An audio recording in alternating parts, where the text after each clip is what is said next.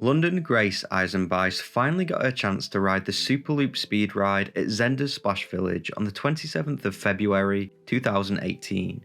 She had looked forward to that moment for 2 years, but after dropping through the trapdoor, she slipped into a coma, never gaining consciousness again. This would result in a massive legal battle in which her parents claimed that her life could have been saved, but what exactly happened that day? Let's talk about it. This is the infamous death of London Eisenbeis.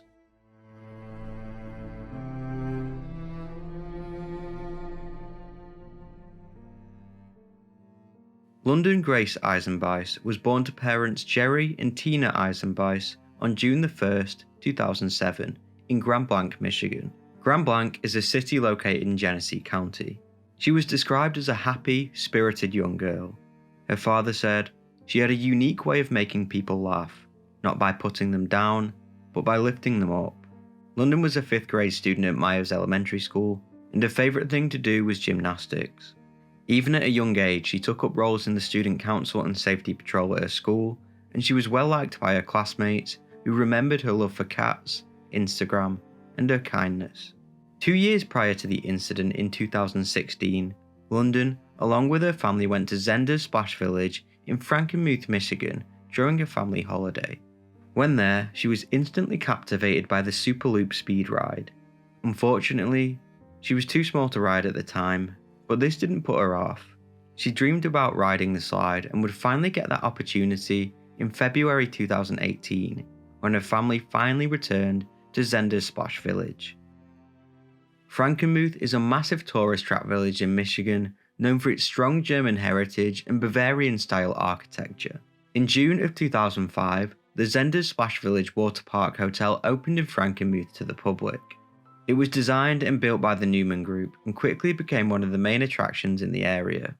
The indoor water park spans over 50,000 square feet and is open year-round, featuring a variety of water slides, a lazy river, and a large splash play area designed for younger children.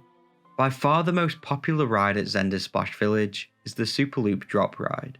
A drop water slide is an attraction featuring a steep, almost vertical descent that creates a free-fall sensation for riders.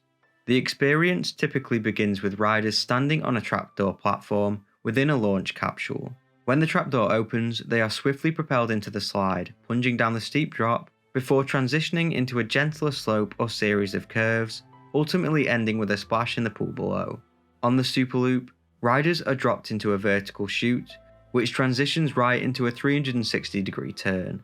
The ride is engineered so the curves are smooth, and it even won 2 awards for the Best New Water Park Ride. The slide is 273 feet long, and the minimum height is 48 inches.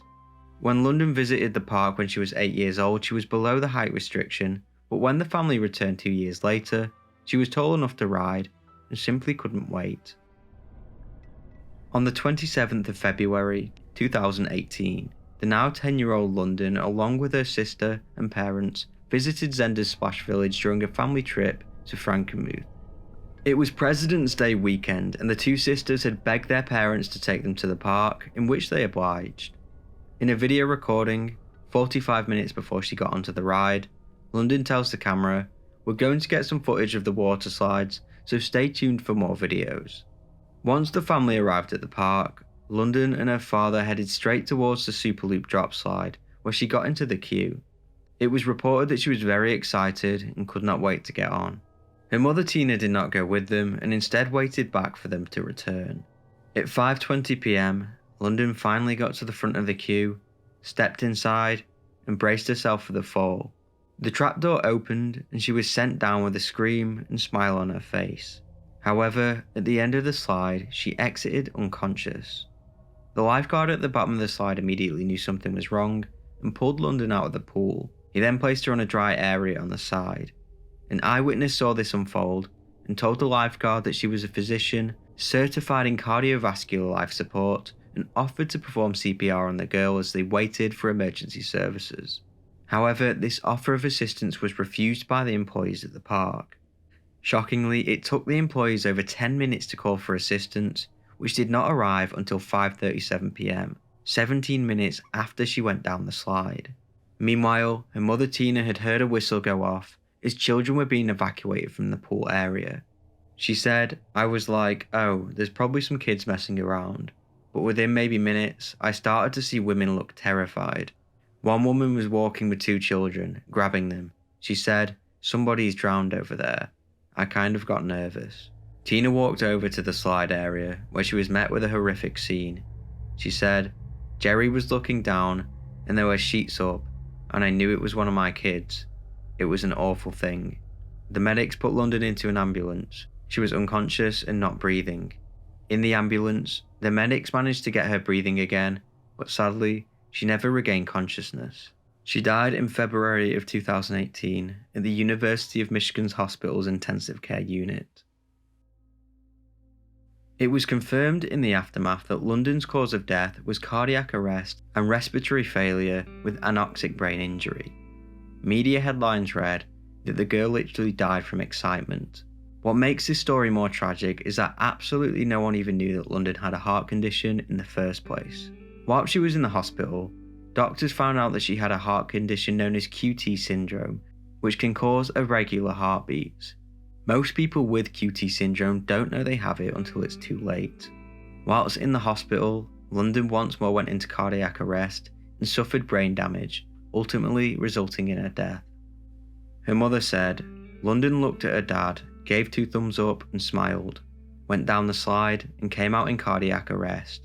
The excitement threw her rhythm. The slide she went down has a heartbeat sound at the top that my husband said made it even scarier. Who would have ever thought she would come out the bottom without one?" The parents of London were rightfully angry that park staff didn't react in a better way, and a year after her passing, they filed for a wrongful death lawsuit against Splash Village. The lawsuit stated that Zehnder's Splash Village claimed its lifeguards were certified by the American Red Cross in first aid, CPR, and emergency oxygen administration, but in reality, they had no idea what to do. They also said that the company claimed to have multiple automated external defibrillators accessible for employee use, but staff failed to use one. If they had used a defibrillator quicker, her life would have been saved. The family sued for damages exceeding $25,000, which they considered reasonable compensation for the pain and suffering they endured. They also sued for reimbursement for medical, hospital, funeral, and burial expenses, along with all other damages recoverable under the Michigan Wrongful Death Act. However, Zehnder's Splash Village rejected this. They denied London was placed in a dry area after being removed from the pool, and refuted the claim that a physician's help was refused. They also claimed that there was only 1 defibrillator in Splash Village and 2 in the entire hotel complex, and that using one was not warranted in that situation. The results of this lawsuit was never released to the public, but her mother always stood by it, saying, "You have to respond. You don't have time to wait. I think people are afraid of using defibrillators, but they are very easy to use. They are what is needed to bring back the rhythm." Since this whole terrible ordeal, Tina and Jerry went on to establish a non-profit foundation called London Strong, which offers lessons on how to use defibrillators and raises money to put them around communities.